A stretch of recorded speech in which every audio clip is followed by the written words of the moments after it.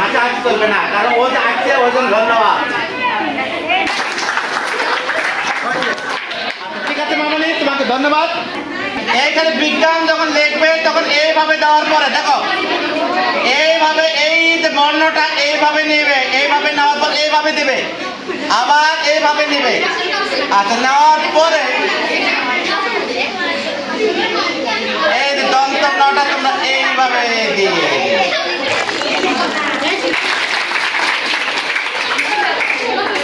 যখন লিখবো এইটার মধ্যে কিছু একটা রহস্য রয়েছে, ওই কারণে কিন্তু বলতেছি এইখানে। আচ্ছা বলো তো দেখি, দীর্ঘইকারটা আমি দিয়ে দিলাম, দীর্ঘইটা ইচ্ছে করলে আমি কিন্তু এইভাবে দিতে পারতাম। দেখো দীর্ঘইটা ইচ্ছে করলে কিন্তু আমি এইভাবে এরকম দিতে পারতাম। আচ্ছা ওই রকম দিলে হবে? তাহলে এটা তো একটা নিয়ম আছে, কাটায় নিয়ম অনুযায়ী দেবো। আচ্ছা তাহলে এইটা যখন দেবো তখন অবশ্যই কিন্তু আমরা এইভাবে কিন্তু এটা দিয়ে দেবো। রটা আমি দিয়ে দেবো পীরগঞ্জ। আচ্ছা এইখানে তোমাদের এইখানে গটা আমি দিয়ে দিলাম। এই বর্ণটা প্রথমে 4 লিখবে। প্রথমে কি লিখবে?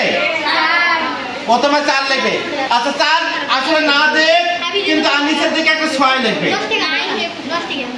আচ্ছা 6 লেখার পরে এই যে আমাদের ইউ চিহ্নটা আছে না, আচ্ছা এই ইউ চিহ্নটা এই পাশে এই চিহ্নটা, অর্থাৎ এই চিহ্নটা আমরা এইখানে দিয়ে দেবো। দেখো এইখানে এইভাবে দিয়ে দেবো। এইখানে দেওয়ার পরে আমরা এইভাবে দিয়ে দেবো, তাহলে আমাদের কি হবে? আচ্ছা আমাকে জানতে হবে কে আছো, 50 লিখতে হবে। আচ্ছা ঠিক আছে। আচ্ছা এইখানে 50 লিখতে বলছিলাম, 50। আচ্ছা এখন প্রশ্ন হলো এইখানে 50 লিখতে কিন্তু একটা যুক্ত বর্ণ আছে, লক্ষ্য করো কি বর্ণ আছে? যুক্ত বর্ণ। আচ্ছা এখন এই যুক্ত বর্ণটা দেখো তো দেখি এইরকম আছে কিনা। আচ্ছা তারপরে এইরকম আছে কিনা। আচ্ছা এইটা আবার এইটার সাথে আছে কিনা। আচ্ছা এইটা পরে কিন্তু তারপর এইখানে তালব্য স আছে, লক্ষ্য করো তালব্য স।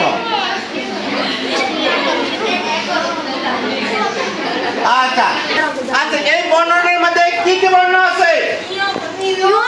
আচ্ছা কি কি বর্ণ আছে? বর্গীয় জ আর উ। আচ্ছা বসো, তোমার আর হবে না। তারপরে তুমি বলো, বলো ভুল হয়ে গেছে তো।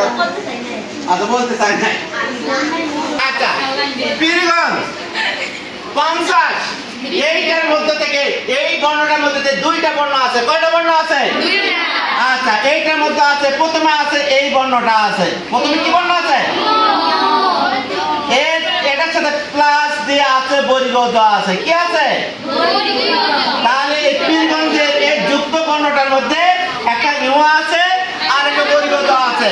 আচ্ছা লক্ষ্য করো তো দেখি ইউ যা আছে তার প্রমাণটা আমরা পেয়ে যাচ্ছি কিনা। আচ্ছা এইখানে তোমরা লক্ষ্য করো তো দেখি। আচ্ছা বলো তো দেখি এখানে ওটা থাকবে না না থাকবে? আচ্ছা এখন লক্ষ্য করো তো আগে ওটা আছে না আগে বর্গীয় জটা আছে? আচ্ছা এইখানে কিন্তু দেখো এইখানে কিন্তু এইটা ছিল, এইখানে কিন্তু এই রকম ছিল না, এই রকম ছিল না। এখন লক্ষ্য করো তো দেখি ইউটা বাদ দেওয়ার পর কি থাকতেছে?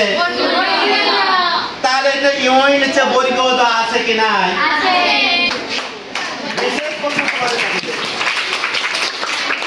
আচ্ছা এখন বলতে হবে এইটার মধ্যে কি কি বর্ণ আছে। আচ্ছা বলো তো দেখি এইটার মধ্যে কি কি বর্ণ আছে? আচ্ছা হ্যাঁ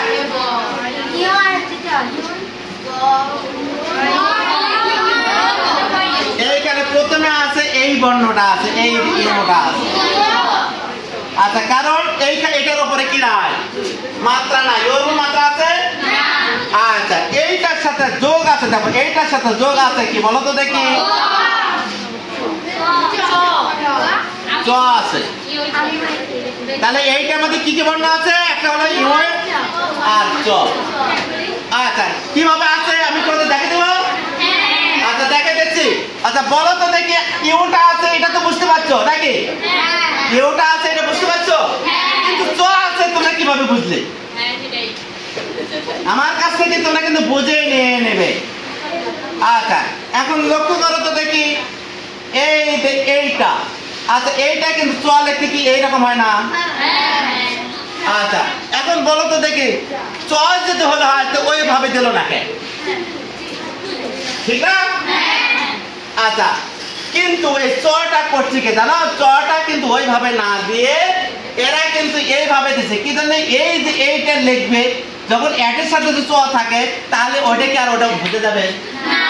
ওই জন্য ওটা ওইভাবে না দিয়ে এইভাবে লিখছে, এইভাবে লিখছে। লেখার পরে কি হয়ে গেছে দেখো, তাহলে লেখার পরে কিন্তু আসলে কিন্তু এইটা কিন্তু এইভাবে হয়ে গেছে। তাহলে এইটা চ, এইটা কি? আচ্ছা এইটা হলো বিজ্ঞান। আচ্ছা এইটা প্রথমে কি আছে? প্রথমে বর্গীয় জ আছে। প্রথমে কি আছে? আচ্ছা প্রথমে কিন্তু বর্গীয় জ আছে, তার সাথে প্লাস আছে, তার সাথে ইও আছে, কিন্তু